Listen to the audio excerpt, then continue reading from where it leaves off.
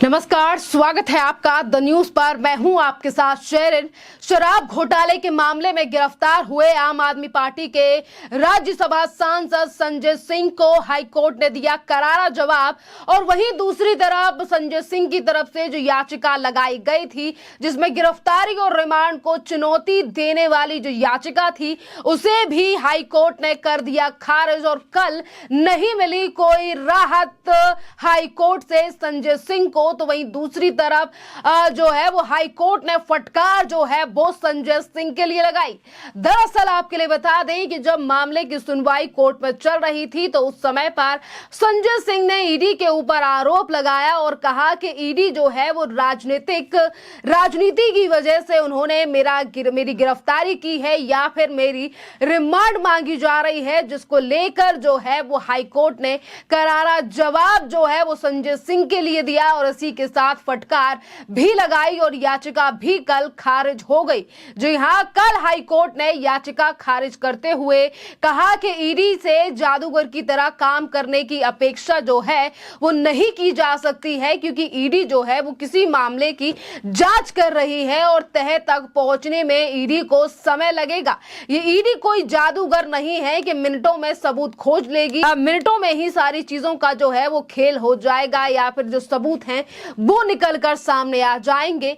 जहां एक तरफ संजय सिंह की याचिका को खारिज किया गया है, तो वहीं हाईकोर्ट के जस्टिस स्वर्णकांता शर्मा ने कई बातें जो हैं वो ईडी को लेकर कही। उन्होंने कहा, भले ही जांच एजेंसी ईडी प्रमुख जांच एजेंसी हो, उसे जादूगर के रूप में काम करने की उम्मीद नहीं की जा सकती है। भले ही तकनीक की मदद से और बेहतर जांच कौशल का उपयोग किया जाए, फिर भी मामले की जांच करने में समय लगेगा और सच्चाई तक पहुंचने का प्रयास जो है वो ईडी कर रही है। अदालत ने कहा कि ऐसे अपराध से निपटते समय जहां अग्रिम रिश्वत नकद में भुगतान करने का आरोप लगाया गया है, ये उम्मीद नहीं की जा सकती थी कि तकनीक के रूप में उन्नत युग में आरोपी व्यक्ति पैसे का कोई निशान छोड़े जो कि पहली नजर में पाया जा सके, और इसीलिए ईडी को समय लग रहा है। जस्टिस शर्मा ने यह भी कहा कि जांच करना और सच्चाई या सबूत ढूंढना जांच एजेंसी का काम है, जिसके लिए ये एक हकदार है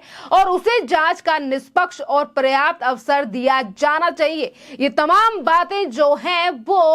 हाईकोर्ट के जज ने ईडी को लेकर कही हैं। जिस तरीके से लगातार जिस दिन से संजय सिंह की गिरफ्तारी हुई है, उस दिन से ही संजय सिंह और उनकी पार्टी कहे या सरकार या खुद मुख्यमंत्री अरविंद केजरीवाल लगातार एजेंसियों को लेकर सवाल उठा रहे हैं। कभी कहते हैं राजनीति के चलते हमारे नेताओं की गिरफ्तारी की गई है, तो कभी इस गिरफ्तारी को 2024 के चुनाव से जोड़ दिया जाता है और ये कहा जाता है कि 2024 के लोकसभा चुनाव आ रहे हैं, इसीलिए मोदी सरकार जो है वो हमारे नेताओं की गिरफ्तारी करा रही है, क्योंकि 2024 में आने वाले चुनावों में मोदी अपनी हार को देखकर डर गए हैं, इसीलिए आम आदमी पार्टी से वो डर गए हैं। आम आदमी पार्टी के नेता जो उनसे सवाल पूछ रहे थे, उनकी आवाज को दबाया जा रहा। कल जो हाई कोर्ट के जस्टिस ने ये तमाम टिप्पणियां की हैं, ये संजय सिंह के इस तर्क पर की गई थी कि उन्हें राजनीतिक प्रतिशोध के कारण गिरफ्तार किया गया है। अदालत ने कहा था कि वह एक रिकॉर्ड पर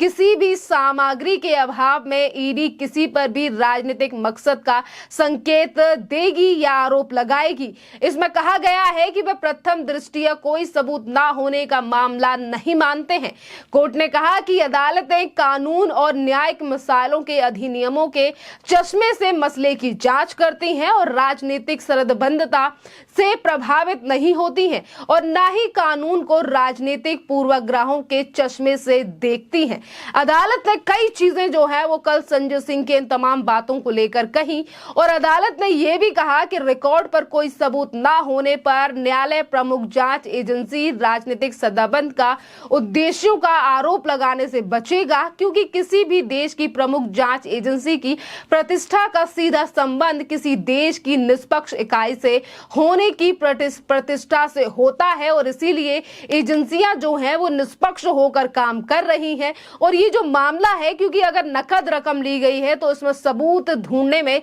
ईडी के लिए समय लगेगा और यही तमाम तर्क जो हैं वो ईडी की तरफ से दिए गए थे कोर्ट में और बार बार पे यही बड़ा कारण है कि संजय संजय सिंह की लगातार मुश्किलें बढ़ती हुई नजर आ रही हैं। एक तरफ दिनेश अरोड़ा है तो वहीं दूसरी तरफ सर्वेश त्यागी और वहीं दूसरी तरफ कई और ऐसे चेहरे हैं जिनका नाम जल्द ही सामने आ सकता है इस पूरे मामले को लेकर। और कई बार ईडी ने कहा है कि इस पूरे मामले पर जांच हो रही है और कई बड़ी चीज जो हैं वो अभी निकल कर सामने भी आएंगी। इसी के साथ आपके लिए ये भी अपडेट देते हैं कि संजय सिंह फिलहाल न्यायिक हिरासत में है और आम आदमी पार्टी के नेता प्रवर्तन निर्देशालय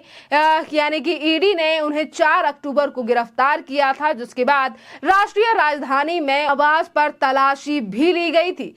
संजय सिंह इस मामले में गिरफ्तार होने वाले तीसरे आम आदमी पार्टी के नेता हैं और इस मामले में आरोपी व्यवसायी दिनेश अरोड़ा द्वारा संजय सिंह का नाम लिए जाने के बाद ईडी ने संजय सिंह के आवास पर छापेमारी की थी और जो बाद में ईडी और सीबीआई दोनों मामलों में सरकारी गवाह बन गया है। जस्टिस शर्मा ने संजय सिंह की गिरफ्तारी और ईडी रिमांड को बरकरार रखते हुए कहा कि आम आदमी पार्टी आप नेता प्रभावशाली सार्वजनिक व्यक्ति हैं और गवाहों के साथ साथ सबूतों को भी प्रभावित कर सकते हैं, जिसका कुछ हिस्सा एकत्रित किया जाना है। अदालत ने कहा कि राज्य और उसके नागरिकों के लाभ के लिए सच्चाई जानने के लिए जांच की जानी जरूरी है। इसी के साथ अदालत ने यह भी कहा कि इस संबंध में इस न्यायालय का मानना है कि किसी भी जांच एजेंसी को किसी भी व्यक्ति को गिरफ्तार करने से पहले आपराधिक न्याय शास्त्र के नियमों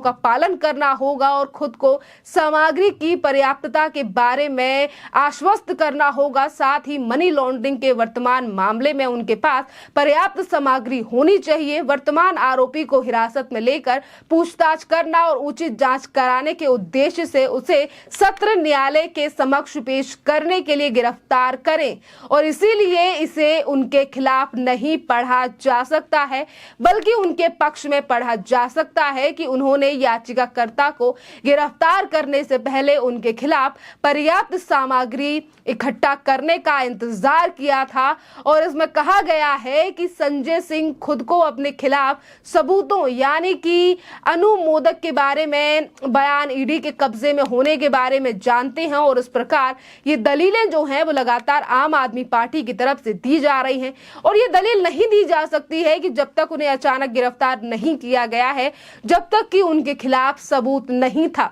यानी कि कोर्ट जो है वो साफ स्तर पे कह रही है कि ईडी ने पहले इंतजार और सबूत इकट्ठे किए हैं, उसके बाद ही गिरफ्तारी हुई है, कोई अचानक संजय सिंह की गिरफ्तारी नहीं की है। अदालत ने यह भी कहा कि इस स्तर पर यह सुझाव देने के लिए कुछ भी नहीं है। कानून परिवर्तन एजेंसी ने अराजक तरीकों से अपने पूर्व निर्धारित लक्ष्यों को प्राप्त करने के लिए अनुमोदक को गलत बयान लिया गया। सार्वजनिक व्यक्ति के मामले में यह भी जो है वो सरकारी गवाह का बयान किसी आपराधिक मामले में किसी भी बयान आरोपी के मामले में समान ही होना चाहिए। और आज जो नीचे चीजें निकलकर सामने आई हैं कि संजय सिंह जिस गिरफ्तारी को लेकर लगातार सवाल उठा रहे हैं और ये कह रहे हैं कि उनकी गिरफ्तारी जो है वो बीजेपी या फिर केंद्र सरकार के कहने पर ईडी ने की है। दिनेश अरोड़ा के बयान के बाद ही संजय सिंह हो या फिर मनीष सिसोदिया, इनकी गिरफ्तारी इन मामले पे हुई है और दिनेश अरोड़ा के कहने यानी कि उनके बयान के बाद ही मनीष सिसोदिया की भी गिरफ्तारी 26 फरवरी